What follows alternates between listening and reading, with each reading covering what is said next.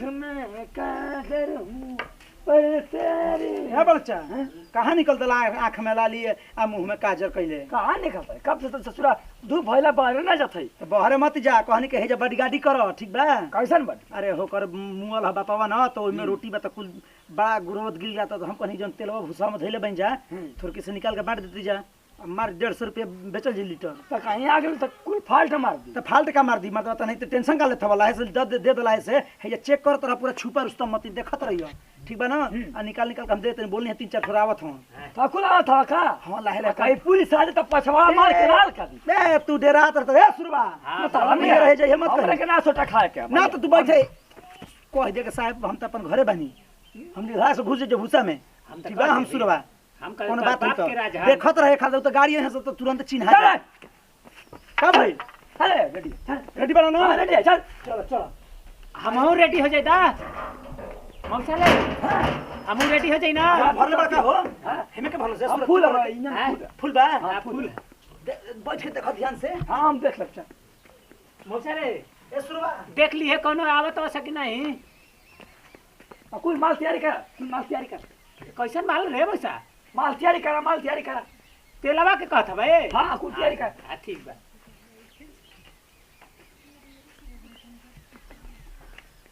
ये बच्चा हां ध्यान से देखत रहे छुपर उसको मती हां जो ना ये सब है से बताई हो अखियां दीवानी हो गई हूँ मैं। आज होलिया में पी के झारखंडवा पौआ हो रंग लसलाना लखन हुआ। ए बाबा तेल दे दो तेल दे दो। है देख दुकान खुला। अरे बोलाउने आ तो लइका बा हाँ है लाइन में लगा लाइन में लगल जा लो बारे कौन ना था पीछे से ना लगो लौकत ना ना नहीं खेले करते हो। पैसा वैसा आना। हाँ पैसा 20 रुपया है। कहां कोई आइल बा हो कहता हो ए मौसा के आइल बा रे मौसा तेलवा दो जाए के बाद हमने ढेर दूर जाए के बाद पहुंच ले आइल दोनों में कान में तेल एम ए बड़ भैया कहो तेरे वाला कुल आएंगे कम भाई अरे मारता बते नहीं बवाल करी बका मर देख जन हट है हटा ना बस ए मरवाता नहीं आवता हाला करता बुद्धि नहीं खे मरवाता क्या नहीं मालूम भाई का मालूम बा यू तरह के वजह छुपर उसको मत कम होता का हला मत करिया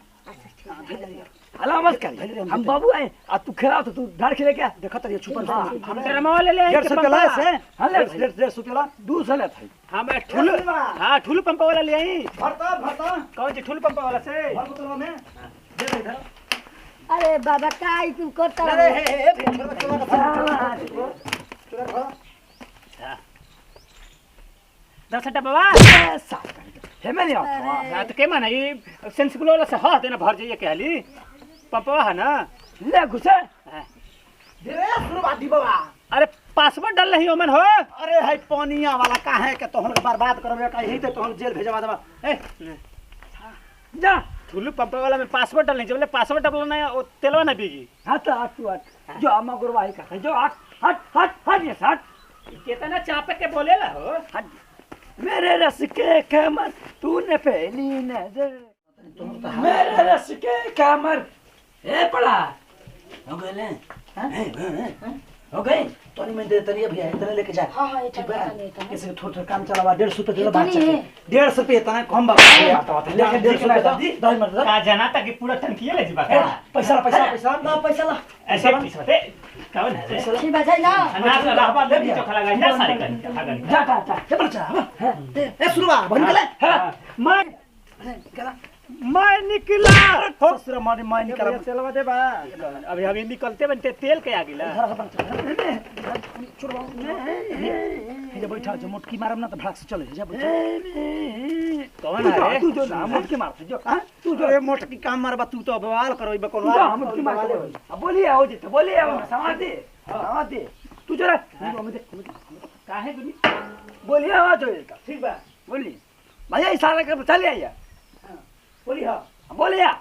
भरतनी हाँ भरा साजन मेरा उस पार है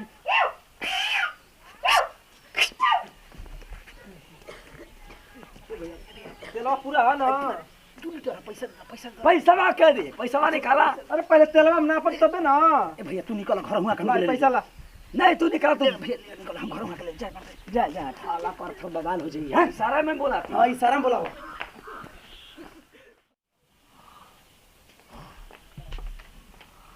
बाबूजी, ए बाबूजी, कर रे साले कर। मतलब लाज शरम बा? मतलब कैसे कैसे सुतत है, जांग ओंग सब लौकत हवे। इतना ही करता हूँ छोटी मुझे खटिया बनौले होता हम क्या करी। हाँ गोड़ा आटा है माँ इज्जत से सुती कब इज्जत से सुता नहीं सपना सुनता ले कि तोर माई आई ले लिया हमारी कोनी तले मार दलुआ हाईली डिब्बा आ जाए तन तेल लेके आई तो ते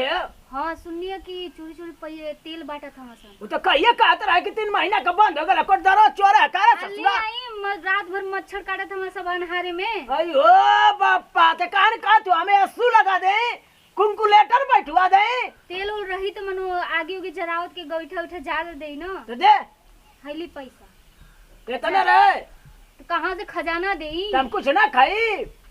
बहुत बूढ़ हो गई नहीं पर जीव ना रुकता। हाँ तो के तोहर माई तो सिखा जाला हमके औलाली पप खाए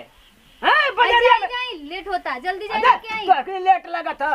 तुम्हारी लेट में आग लगा तुम्हारी ना जा जबर बुता फैलंगा वहां पर सुत्ते में नीक लगा था मगो के संग ये कितने के घाव मच्छर लगा था तो कहे भुलवा में एक नंबर दे डखनो कनो का जाई ऐसा लेके डाटा थई रे डाटा थई ढेर बाल आऊ फरगुद्दीन ये डाटे वाला हैं ले मोटकी दे जा थई देखा थई अगर झगड़ा कैला से तो के मुआ दे घरवा में डाठी ला उड़ दे तो बहाना खाली सूत के और पेट भर के सुते गवा बटरी बनाउला है गोटा धुआ के पड़ा के कान का रुपया कमा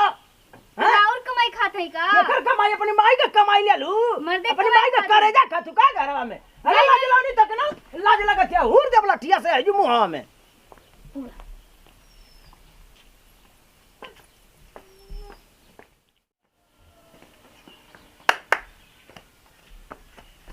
हटा जा अरे आते जा सर हवा में तो चले हाला पर लो ए सुरबा भीतर ढुक अरे हे ने रे हैं तो ले या कौन बम नहीं हमार थरे ई कहो त जा जल्दी आओ छुपा उस मत जल्दी आओ काम फास्ट काम मेरी अरे हट ले ई बना रहा नहीं जान एकर के भेज दा बनचा घरे भेजा करके ना ना हम तेलवा की ससुर पकड़वा दे हम ई पकड़वा दी लौका के ना आके धली कोनो के गम से हां ठीक भैया जल्दी जा ए सुरबा कितना हो के हो भैया एक कोटदार मर गल का रे डीजलवा में मर गल का डूब के एक कोटदार कहाँ गईला हो ए भैया ना बुझा सका तो कदा हो तेलवा आई हो कस का क्यों ना रे तू के साथ ये भैया सारा कर कम रे अरे भैया ये क्या हो इसे चुरा था जाके अरे पापा ये भैया हमार ले रे फैला सलवा ले फैला सना लपटे निया दे रे अरे लगाओ आई मत ओ सही ले तू आई रहा अरे बाप अरे पुलवा कौन बोले कर दो रे काहे बोले झगड़ा करता बोले अरे का बोले सुनो अरे तू आई में का भइले देखाई जब मारी भाई बासारे मारा मारी भइले ओए पापा का भइलो ए हटो हट ही का बच्चा तेल चोरई बा चाचा हरे अरे हम के अरे हम चाचा इधर कैसे हल्ला करे बड़ो ससुरा तेल के लिए ससुरा मार देला आई जाए पीछे से मतलब के फूट गइलिया तारा ई पता नहीं खे कि 4 महीना सुपर हो गेल तेल बंद भइले सरकार बंद कर देले बेटा ई बार तेल खाती ससुरा या के अगले पर कोटा बंद करबे या ससुरा बला है कुल फोन के कोटा बंद कर भाई तेरे हम एक बार खबर देत रहला तो पूरा गांव में हल्ला करके काहे के तेल आ गल आज मारा था तो नाम मिलका घेवड़ा ले बेला तेल बा हमारे पतो के मार रात का मच्छर मारे नोच देता हूं चोट देता हूं सर तब बोला अपन पतो या के जा हमने के सामान ले जा बोला बड़ा चक्का फस बोल हो ए भैया ए सुना रंगदारी मत झरे ठीक बा ना तारा घर के कोटा ना ह ठीक बा राशन सन लेवे के बा गहूं लेवे के बा चाउर लेवे के बा चीनी लेवे के बा मीठा लेवे के तेल लेवे के बा अरे बाबा ससुरा जान वाली ये बुझारा करता हमारा कमर तो ससुरा तय ये भाई ए भाई कैसे मरता रहो कोई जरा मारत होला हम का तू तेल ले बैल के बर्बाद करे बड़ा देखा आज कोटा 4 महीने हो गए बंद कैला तोरे वजह से कुल बंद हो जाई ओए तेरी आग लग जाए तोहरी कोटा में आग लग जाओ कहां जाए रहा कमल कोटा का दिखा कमल कोटा का ये ससुरा ही जाने वाली ही कमल कोटा चक्कर बंद करो ताला में अरे ये ससुरा जोर घर में भागे अरे जान मरवाई बा तू न जे बवाल करे बा घर में हमने के ससुरा का साथ आवले क्या टा पूरा कोटा नहीं का कर हम समझा ससुरा देलवा ना देबा भैया तेब एगो फोनवा करब हिल जाई घरवा दुआरवा कहां फोन कर लिया तोरी कोतवाली में करब अबे इंडिया के ढीली बका हिला दे कहीं देखा घबरा मत ए दादा इन हाथों ने अभी लाठी छोड़ी है चलाना नहीं भूली है फास्ट मार भूल जाई वो हीरा भूल जाएगी घबराइए मत सुनो हाला कइले से कोनो फायदा बा त तेलवा दे दा सुनो तेल तोहरा पता बा कि 4 महीना सरकार बंद कर देली तेल आवते नहीं खेत कहां से तेल मिली चाउर बा गहूं बा चीनी बा ई कुल लेबे को त लेके जा आराम से भैया कुकुर रख ले वा दू को मारा ई बड़ी गाड़ी कर चाचा ले जा चार जा ये भैया घरवा वर की ना हीरा त बूटी बूटी आई जा कर जा जाम की देखे जा आता है आता है समझा जा पैसे तेल ठीक है तेल गांव में हल्ला भला की तेल मिलता कहां से मिलता तेल 4 महीने से बंद बता माथा खइले बड़ो तो ये हमार झूठ बोलेगी पतो ये ता झूठ बोलेगी पतो ये ता गांव भर मागी लगावेले कौन ये का उधर है ये कमाई था एथी लगा काबर करवा समझा जा भैया उनका गलवा चाप देबे आई दाई के बोले का मुआ जब सा जा जा हटा जैसे चोरी चोरी बता भैया पे पकड़वाई का पकड़ाइबो देख ले जा हां जा छिछिलिया मत बताइया जब हम फोन करा के आग लगवा दे देख लिया बड़ा चके छोड़ब कि ना त खाही क देने के हम तो सियाते हैं तहरा बुझाला ना भग से पहले मार ले भर हिक तब हमके चिल्लाई जाला हैं मार देले तहरा मालूम बा हम के दाबे ससुर हम के मार ना लोग कर ससुर भेरा के कहां थे करे करमासा हाथ धड़वे के कि अगला बेर जब चेकिन भइल ते भचाक से तन में एकर लाइन पीछे रहे तो घप से बलाक में फोन कर दल आ फोन के कहता ऐसा है भाई फलान ढंगा रोए गिर गया जेल में चले आ जेल में गइला त पता बना मिलर में मौका हुक जला के हुआ त कहता साहब तेल मिलते नहीं कहता तेल आवत हमारे खातिर बरियाई ए दू फट देनी तक लाए है कर ले चलो अब ये दू फट छुपर तो मत दिया तेल ठीक बा चलो छुपर तो में कोनो हंस तो ओकरा के एकदम एक कहूं के देबे के 150 बनू अब कोनो होता 300 कर डायरेक्ट हम 500 को देता नहीं ससुर ना कोही होई त चिला के इंडिया गेट हिला त वही त चिला ओकरा इंडिया का सही में हिला ससुर ओके हिला ऐसे ऐसे हिला अरे उ कहां फोन करी ओकरा ये बहुत होशियार हियो चलो घुस कहत है कि शिक्षिक के वाला त हमरे चल चल हम 500 को देता नहीं सूद ब्याज क के चल चल ना तू दे चार मैं जो कहां तेलवा पे लेके रे मोरे अरे दादा हाँ माई प्रणाम। हाँ बाबूजी के भेजले बानी कोटवा पे तेलवा मिलेला जहाँ। अरे उ चुरवा कुल 150 रुपया तेल क देले बाना सब। रात में लाइट उठ रहत नहीं खे अंधार रहता मच्छर काटता सब। और देखा ना बाबूजी अभी तक अइबो नहीं कहीं। हाँ एकदम करी दुकान में आग लगा मार जाला आपके फोन कर तो ये ना काबिल ये बूढ़ी काना कोट दरवा के मुआ वालू बूढ़ी हां भइले बाबू तोरा का लड्डू चढ़ाई बूढ़ी बाबूजी का भइले मर आय फिर जाला तो के बैठे मटकी भैंसिया तो के ना लौकत है कि बैठ के पूजी खड़े खड़े पूजा दी अच्छा आई जगह तुम लाल कर दे पिछोड़ा वाला के मरलो सियो तो निकालो ही तई करके कोट दरवा वाला कोनी जाके तेल लेके आवा पूरा गांव में हल्ला भैला ला गईले तो आई ससुरा एगो चाय नहीं है ताकत है ऐसी ऐसी हमारा आई पीट के लाल कर तो कैसे हमन का जिया करे पतोया गरीबी में अरे ओकरे तेल में आग लागो मार देलो सियो है गरिया रोके गरिया वो गरीब बंदूक में का हो जा रहा। अच्छा जाए दे छुपा जाई एक काम करना कि फोन कर फिर से जैसी सालों के बाद आई पकड़वा उला डाली फिर फोन कर थानेदार के। हाँ सही कहत हूँ रुकिए अब फोन लगाओ सालों के पकड़वा के उनका कुल कोठादार हम कुल चोरी करवाओ। हाँ चोरी से बेचे धोना उनकी तेल में आग लगो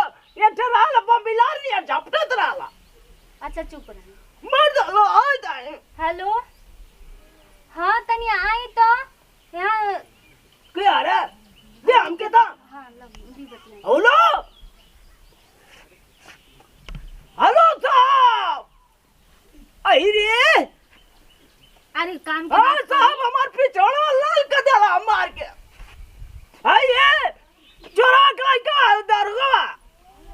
हाँ करना दरोगा हम पंपमवा के लइका वाला साहब तेल के गला लियो मारे हां भारत साहब आई ओके धार के लेके जाई पहला ही का 4 बोतल 4 ड्रम रखले है भूसवा वाला में आज उनके समझा देई हां आप पता ये ले आवत हम लेके जाइए सार के पिछवाड़ा उनका आज लाल करवाई रे अरे बाबूजी चले चली चली चल मटकी चल चला घरवा में तो भेज के आगे लगवा देली हां चल। ए मौसा रे कितनी हाथ चलवा है मौसा तेलवा ढेर भरल बा। ए दादा तेल मिल रहा है यहाँ कितना हाँ? चाहता पूछ है मौसा पूछ कितनी चाहता 2 लीटर दे दीजिए। वाह पैसा हां साहब 2 लीटर ले लीजिए तेल। हाँ हाँ कैसे लीटर है दादा कैसे लीटर? आप तो यहाँ के नहीं लेके रही हैं आप अरे। दूसरे बंगाल से आई बगल में टावर गड़ा रहा है स्टोव में तेल नहीं है तो पता लगा है कि वहीं पे मिल रहा है। हम तेरे खाना पाके स्टेप पे वही में हाँ दे दो दे दीजिए 2 लीटर दे दीजिए। हम लोग पैसा आपको दे देंगे अरे हाई फाई में कहाँ खाना बना देख नहीं रहे हैं हम लोग। सुना हम चोर का बेचा था अच्छा चोरी का? आला भाईला हाँ। गर्दनिया उतार जाए अरे नहीं यार कोई और नहीं नहीं लो। होगा, दे दो अरे क लीटर चाहता तो 2 लीटर दे दो। 2 लीटर मौसा कैसे लीटर है कैसे लीटर है कैसे लीटर है? 300 चलो दे दो 2 लीटर दे दो। ए मौसा अरे ना होता मना पोसाई 300 पूरा गांव में हुला हुआ है कि 300 मिल रहा है तुम कैसे कर रहे हो? चलो 350 ले लो जल्दी दो फटाक हाँ, से दे दो फटाक से, खाना बनाना है पूरा।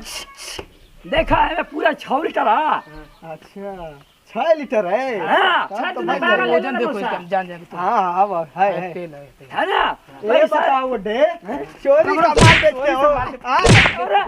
अरे हम पता नहीं है तुमको कि ब्लॉक से हम लोग खोला था अरे हम कैसे चोरी करते ये पहले बोल रहे थे कि तेल नहीं है सब काट दिए हैं पता नहीं है चोरी करता है यार हम कहाँ चोरी करते हैं गोड़ पकड़ तनी साहब जी भागे जा आगे पकड़ो चलो पकड़ो इन लोग लेके आइए गाड़ी पे बैठाइए चलो फटाक से चलो सरकार तेल बंद कर दिया चोरी चोरी साला ब्लैक कर रहा है उठवा करके अरे उस समय इनको मिला था 4 ड्राम मिला था तो नहीं बांटा था ये। हाँ? चोरी नहीं कर रहे हो अन्ना महासारी का सब 300 रुपया लीटर दे रहे हो हाँ, अभी पता नहीं है कि ब्लॉक से हैं हम लोग चल चलो बैठो चल पकड़ चलो बैठाइए चलो आओ बैठो समझ में आ जाएगा इनका भी बैठो हाँ इनका भी भैया छोड़ दीजिए सुन रहा था तुम चलो अरे भैया कुछ नहीं आता सब खाते मगर एक चीज नहीं आता तुम बैठिए बैठिए बैठिए चल इसको बैठाइए बैठाइए अरे साहब माफ कर दिए साहब चलो बैठो बैठो आ रहे हो चल बैठो बैठो तुमको बता रहे चलिए पहले वाला रुक जाइए साहब बैठिए बैठिए साहब बैठिए हाल गिरा रहा है तू मैं साहब जी मौसवा के कम मारा दे दिल का मारे ही जा आयो मौसा रे